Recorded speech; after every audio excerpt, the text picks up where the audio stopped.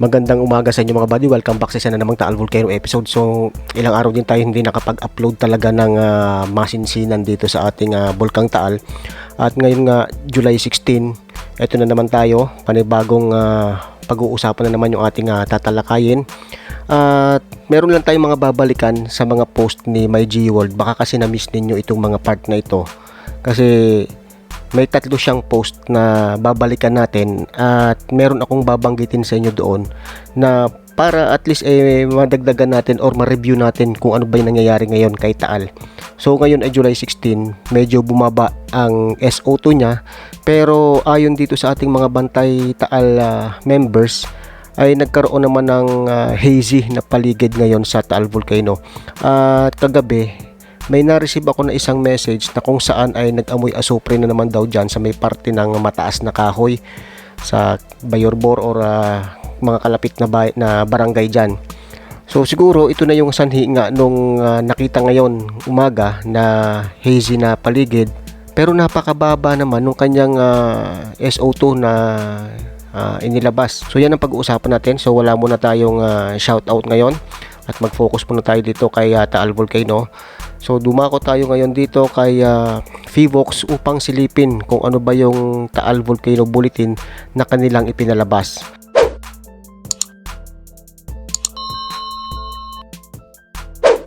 So ito na po yung pinakabuod. So nananatili na alert level 3. Nakapagtala ng 22 volcanic earthquakes at kabilang dito yung 18 na volcanic tremor na tumatagal ng 1 hanggang 11 minuto. Sulfur dioxide flux mga buddy, ito na nga 1142. Pababa ng pababa siya. At yung mga naitala na paglindol, kung sisilipin natin dito sa Google Earth, may 4 na naitala dito. Yung isa nandito sa may parte ng north, yung isa nandito sa may parte ng Laurel Island or northeast, dito sa may east malapit sa Kalawit, at dito sa south nakaharap naman sa San Nicolas or sa Pansipit River. So ngayong araw na ito, July 16, ay na-experience na naman ng ating mga kababayan yung hazy na paligid dyan sa may Taal. Sigurado po ito, bukas mayroon na namang pagbabago sa taas dito nga SO2 na ilalabas. Silipin natin dito sa windy.com. Ayan po. So itong dilaw na nakikita nyo, ito ay yung kanilang SO2 cam dito sa mount. Ito naman po yung kanilang reading. So hanggang kahapon lang po ito. Ito po yung mga SO2 emission ni Taal. Nandito sa baba yung kanyang mga thermal anomaly, mga orange dot na yan. World view, silipin natin. So ito ay July 15. Ngayon ay July 16, wala pa silang data. Tingnan natin, add layers SO2. Nasaan na yung SO2? Ito, SO2. Yan. So, ito po yung data nila about SO2. So, natatakloban pa rin po yung kalakang parte ng Batangas. At ito naman po yung ating bar chart from 22,620 itong July 5. July 16 ay nag 1,142. So pababa ng pababa siya, pero may mga tremor siyang nagaganap. Ang pag-uusapan natin itong mga post ni MyGWorld. 3 post to na magkakasunod.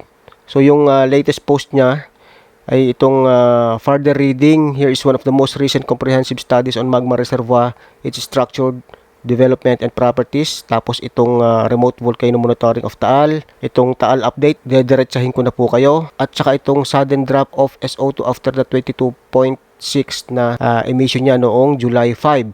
So may mga highlights po ako dito na babanggitin natin or babasahin natin. So inuulit ko po, hindi ang pagtaas ng SO2 ang sukatan ng laki or liit ng isang incoming eruption. Kasi ito ngayon tungkol doon sa 22,600 plus. However, yung epekto po ng massive degassing, ito palagi natin na nakikita, palagi natin na obserbahan ilang araw na panay ang degassing or yung paglabas ng usok ni Taal. Ito yung kanyang binabanggit dito. However, yung epekto po ng massive degassing ay yung weakening ng roof ng magma chamber or yung floor ng main crater or yung hydrothermal reservoir. Dahil very sudden na nawala ng nasuporta na natulak dito para ma-hold yung gravity niya from pressure naman sa makapal na layers ng rocks na mabigat from upper end. So pag nawala ang pressure, then the subsidence takes place at lalapit ang distansya ng magma body sa chamber at ang floor ng main crater. Yung deflation of Taal Volcano Island sa PHIVOLCS report na nagmula pa noong April ay dahil sa depressurization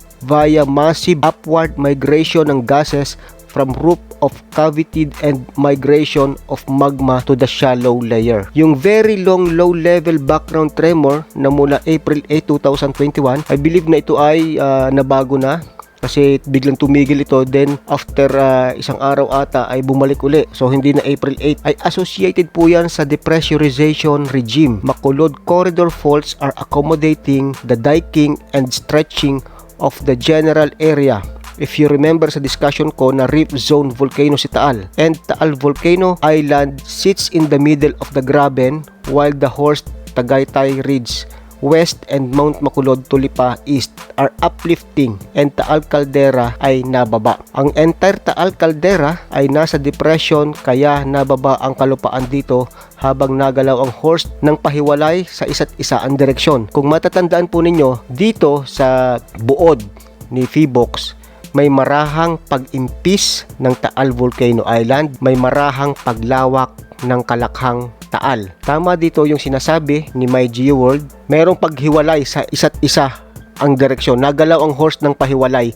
So ibig sabihin na i-stretch po siya. Dumako naman tayo dito sa pangalawang post niya na ang title ay Taal Update. So ito ay noong July 7. Ang sabi niya dito, diretsahin ko na po kayo. Although lahat ng sinabi niya dito ay mahalaga, mas piliin natin itong parte na to. Taal Volcano Main Crater is undergoing so much straining. So inulit niya uli yung sinabi niya dun sa ating binasa kanina na post. Taal Volcano is undergoing so much straining at the moment and edifice stress is building up. Ang magma chamber niya ay nawawala ng pressure at ang magma ay nadaloy palabas ng chamber na nasa 5 kilometers depth. So nababakante ang ilalim ng edifice at undergoing severe stress ang mga faults dito. Malaking pressure ang nawawala at ang roof ng chamber, nabanggit uli niya, roof ng chamber ay nababa dahil wala na yung pressure na natukod dito dati para manatiling in place.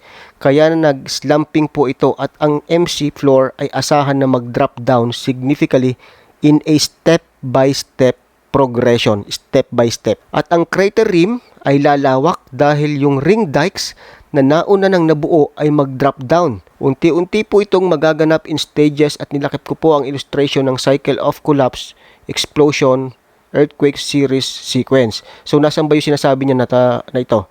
Ito po, yan. Yan, collapse / explosion earthquake sequence. Okay, dumako tayo dito sa sunod niya na post. Ito naman yung remote volcano monitoring of Taal.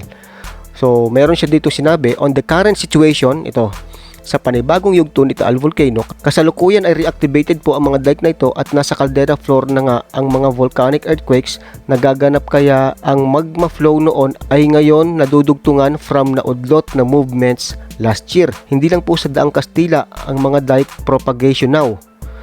So tinalakay natin yung tungkol doon sa Daang Kastila dahil nga nagkaroon ng steaming nung isang araw, 'di ba? So balita doon may gumuho or nagkaroon ng landslide na bahagi na kung saan ay may malaking ipon ng tubig at yun yung mga sumuot sa mga active vents o mga fissures dyan sa Daang Kastila kaya nag-cause ng isang mataas na pag-usok. Hindi lang po sa Daang Kastila ang mga dike propagation now, pati na din patungong Tanawan na Makulod Corridor Fault line ay na-push forward na rin as well ang diking Pabalete, Pacuenca, Pabanyaga, Pasipit and sa paanan ng Bininti ang malaki. Tandaan po natin to, ang pinaka-risk na caldera floor right now ay ang northeast, harap ng Tanawan, Balete, mataas na kahoy na side at northwest, harap ng Daang Kastila, facing Talisay at Laurel na side. So, posibleng dyan ang madagdag sa main crater na eruption center kapag na-breach ng magma ang caldera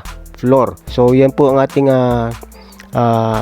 topic at ipapakita ko uli sa inyo itong mapa, itong bathymetry map na kung saan nga tinalakay natin ng isang araw yung alignment nung mga eruption center ni Taal Volcano doon sa fault line. 1965, nandito siya sa may southwest. Tapos 1754, 1911, sa main crater. Tumaas siya, papunta ng northeast, 1749. At itong 1731. So, ang sinasabi ni MyG World, dito sa linya na to, posibleng magkaroon ng another eruption. Tandaan po natin na yung phreatomagmatic eruption noong July 1 ay dito rin naka-align sa mismong main crater. So yan po yung ating topic for today. Sana po may natutunan tayo. Patuloy po tayo na maging mapagmatsyag. Although bumababa po ngayon yung mga ipinapakita ni Taal Volcano, bumaba ang SO2, may mga tremors na pailan-ilan, patuloy pa rin po yung pag-usok. Ngayon ng araw na ito ay nagkaroon ng hazy na paligid. Kung itong ipinapakita ni Taal today ay ang reading bukas ng SO2 ay tumaas na naman from 1,000 plus, maaring ito ay biglang magkaroon na naman ng pagbabago. Sana po may natutunan tayo dito sa ating topic na to. Maraming salamat sa patuloy na pagsuporta dito sa ating YouTube channel, lalong-lalo na dito sa ating Taal Volcano episode. Muli ito ang inyong Supremo. See you next time mga buddy.